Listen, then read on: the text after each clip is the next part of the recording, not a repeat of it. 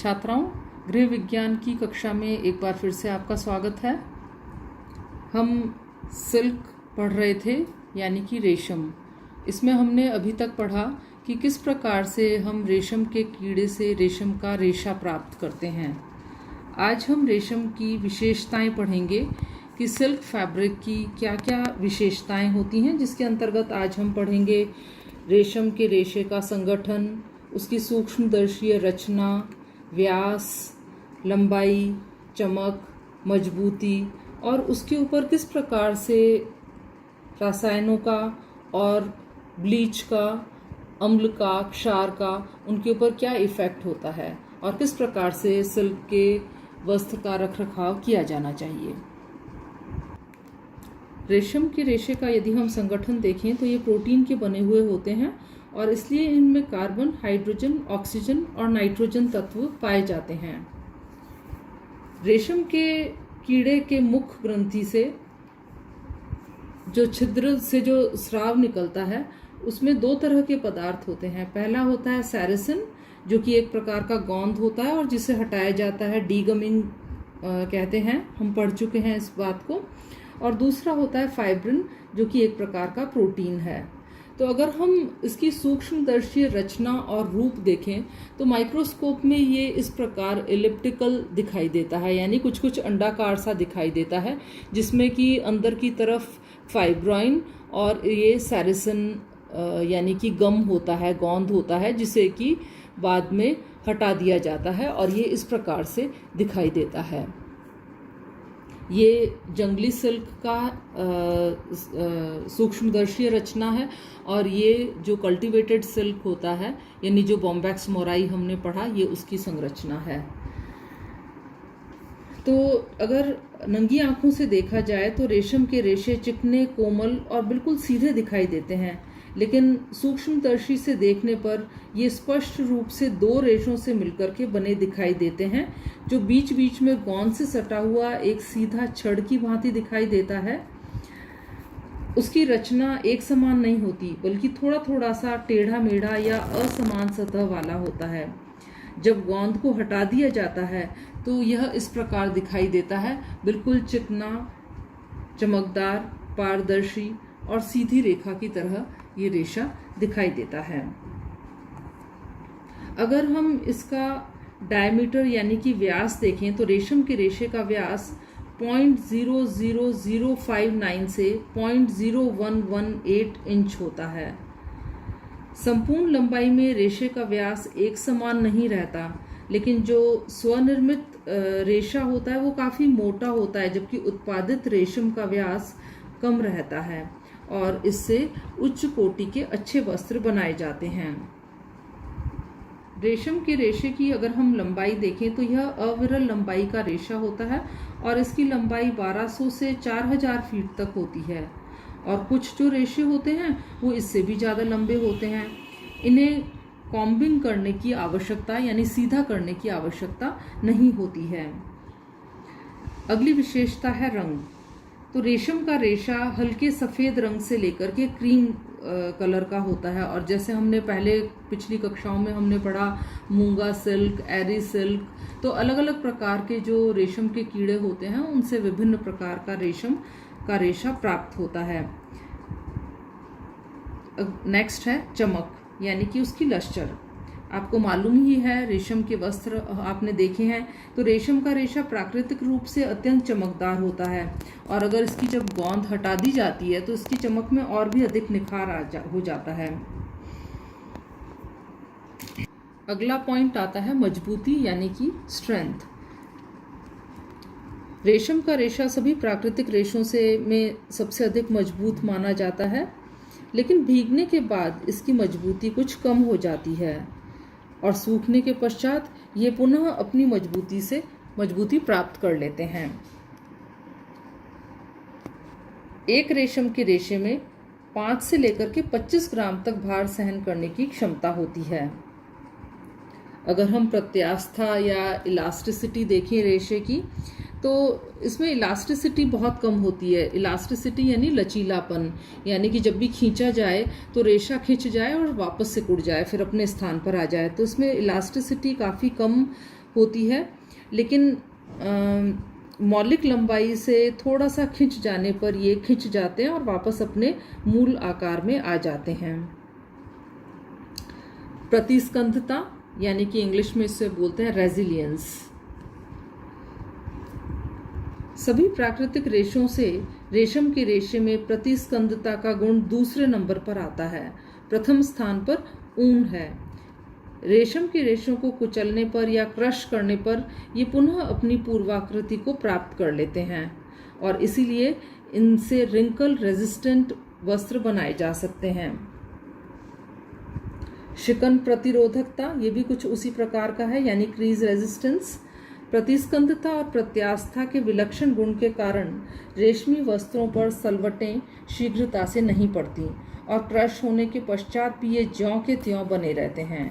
शुद्ध रेशमी वस्त्रों में शिकन प्रतिरोधकता का अधिक गुण पाया जाता है, लेकिन वजनीकृत वस्त्र यानी कि जो रेशम में वजन ऐड कर दिया जाता है और दूसरे मेटल्स ऐड करने से उनमें उस तरह के जब वस्त्र बनाए जाते हैं तो उनमें यह गुण कुछ कम हो जाता है, क्योंकि रेशों पर कुछ धातु चिपक जाती है।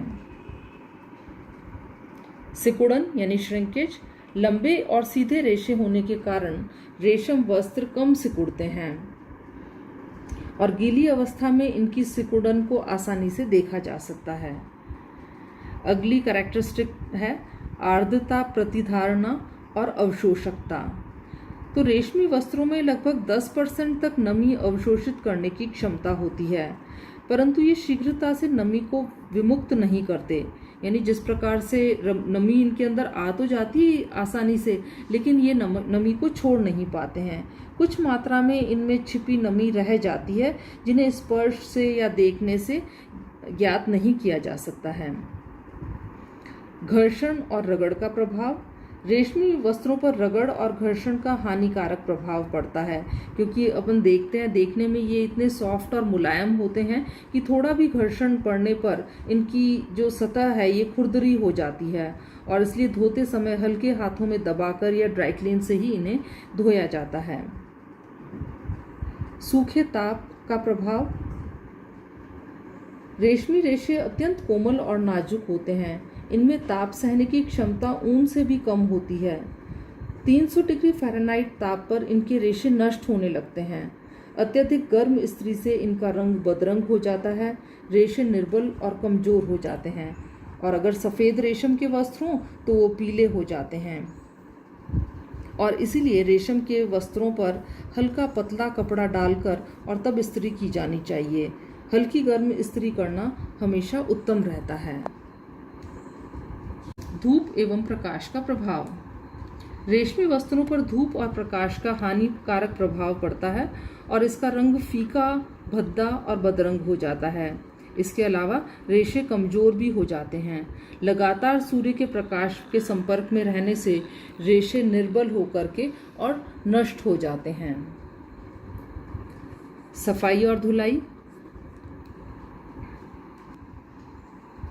इस स्लाइड में आप देख सकते हैं कि जो रेशमी वस्त्र हैं उनमें सफाई और धुलाई के लिए ड्राई क्लीनिंग प्रेफर की जाती है हमेशा, है ना। शुष्क धुलाई हमेशा रेशमी वस्त्रों के लिए उपयुक्त रहती है। वैसे तो रेशमी वस्त्रों की सतह चिकनी और मुलायम होने के कारण ये जल्दी से गंदे नहीं होते और धूलकण, मिट्टी, प्राकृतिक गंदगियाँ ये जो है चिकनी सतह से फिसलकर नीचे गिर जाती है और दाग धब्बे भी इस पर शीघ्रता से छूट जाते हैं। जबकि अपन ने जब सूती वस्त्र पढ़ा था तो उसमें दाग धब्बे आसानी से लग जाते हैं, तो ये उसके ठीक विपरीत है। रेशमी वस्त्रों को नरम, मृदु और उदास प्रकृति के साबुन या शोधक पदार्थ से ही धोना चाहिए। इससे इनकी रचना और आकृति बिगड़ती नहीं है, रेशों में बिखराव नहीं आता और रेशे कमजोर होकर शीघ्रता से नष्ट नहीं होते। लेकिन यदि इन्हें तीव्र अम्ल से, क्षार से या तीव्र साबुन से यदि धोया जाए तो रेशे कमजोर होकर के फट जाते हैं, रेशों में बिखराव आ जाता है। अतः इन्हें हल्के हाथ से दबाकर और स्वच्छ करना चाहिए। जहाँ तक हो सके शुष्क धुलाई द्वारा ही साफ करना चाहिए या हल्के गुनगुने पानी से ही वस्त्र को धोना उपयुक्त रहता है। फफूंदी एवं कीड़े का प्रभाव। सिल्क के वस्त्रों में फफूंदी नहीं लगती, परंतु लंबे समय तक इसे नमीयुक्त स्थानों में या कलफ लगा करके रखा जाए तो फफूंद आक्रमण कर सकते हैं। रेशमी वस्त्रों पर कीड़ों का कोई हानिकारक प्रभाव नहीं पड़ता, परंतु मिश्रित रेशम के जो रेशे होते हैं उनके वस्त्रों को कीड़े खा जाते हैं। अतः इन्हें विशेष ढंग से सुखाकर और संरक्षित करके रखा जाना चाहिए। वस्त्र संरक्षित करते समय नीम की पत्तियां, नैफ्थलीन की गोलियां, इनका उपयोग करना ठीक रहता है। ताप एवं विद्युत संवाहकता। बच्चों, हमने पढ़ा रेशम का रेशा प्रोटीन का बना होता है, इस कारण ये ताप के कुसंवाहक होते हैं। अतः सर्दी के मौसम हेतु उपयुक्त वस्त्र हैं ये। इन्हें गर्मी में भी पहना जा सकता है, क्योंकि वस्त्र की कोमलता, सतह की चिकनाहट और मुलायम होने के कारण इनमें शीतलता का आभास होता है। शुद्ध रेशमी वस्त्र इस गुण से परिपूर्ण रहता है। अब हम पढ़ेंगे रेशम की रासायनिक विशेषताएं। विरंजन का प्रभाव, इफेक्ट ऑफ ब्लीचिंग। सिल्क के रेशों पर तीव्र विरंजन जैसे क्लोरीन, सोडियम हाइपोक्लोराइड आदि का हानिकारक प्रभाव पड़ता है। अतः इस पर हल्के और मृदु विरंजक का प्रयोग करना चाहिए।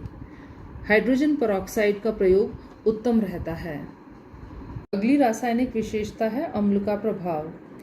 तीव्र, शक्तिशाली और सांद्र अकार्बनिक अम्ल जैसे कि HCl, हाइड्रोक्लोराइड अम्ल, नाइट्रिक अम्ल, H2SO4 यानी सल्फ्यूरिक अम्ल का रेशम के रेशे पर अत्यंत बुरा प्रभाव पड़ता है और इनके संपर्क में आकर रेशमी वस्त्र नष्ट हो जाता है। और नाइट्रिक अम्ल से तो इसका रंग गहरा पीला हो जाता है और इसीलिए अकार्बनिक अम्ल के तनु घोल में से भी इन्हें क्षति पहुंचती है। इसलिए एसिड से दूर रहना चाहिए हमें। जो भी सिल्क का फैब्रिक है उसे एसिड से दूर रखना चाहिए। दूसरा है इफेक्ट ऑफ एल्कली यानी कि क्षार का प्रभाव।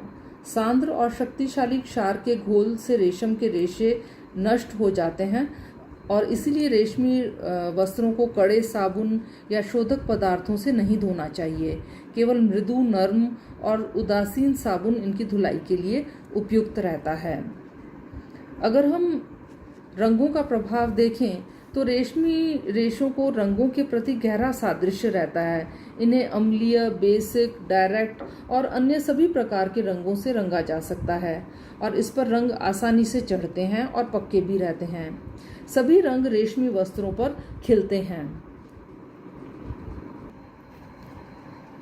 पसीने का प्रभाव। रेशमी वस्त्रों पर पसीने का बुरा प्रभाव पड़ता है। पसीने वाले स्थानों पर रेशे कमजोर हो जाते हैं और वहां का रंग फीका और बदरंगा हो जाता है। अतः प्रयोग के पश्चात पसीनों को अच्छी प्रकार से धो लेना चाहिए। तो बच्चों, ये थे रासायनिक विशेषताएं। इसके अलावा हमने पढ़ी रेशम की भौतिक विशेषताएं, किस प्रकार से रेशम के रेशे का कल्टीवेशन किया जाता है, किस प्रकार उससे रेशे का निर्माण किया जाता है। सिल्क के प्रकार पढ़े हमने इसके अंदर। तो आप लोग सभी इस चैप्टर को अच्छे से पढ़ें और अगर आपकी कोई क्वेरी है, कोई क्वेश्चन है तो वो आप ग्रुप पे लिख करके पूछ सकते हैं। धन्यवाद।